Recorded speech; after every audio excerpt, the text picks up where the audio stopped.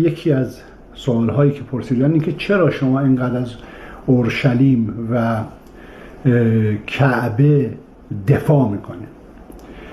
ما اپوزیسیون ریستارتیم. جواب شما خیلی مشخصه. ما به سراغ حذف هیچ دینی نمیتونیم بریم. یعنی هر کشوری بخواد یهود رو از بین ببره، ما مجبوریم ازش دفاع کنیم.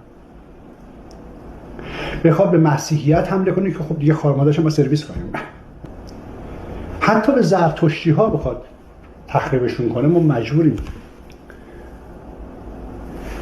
اسلام و کعبه هم همینطوریه.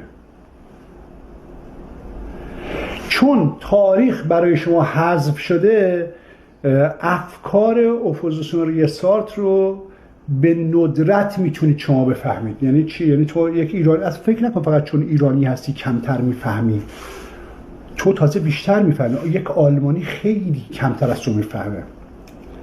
یک فرانسوی با اینکه این همه نویسنده داشتن کمتر از تو میفهمه. یعنی کشورهای جهان هم عین تو تحریف شدن. یعنی اصلا موضوع کلی رو نمیدونن.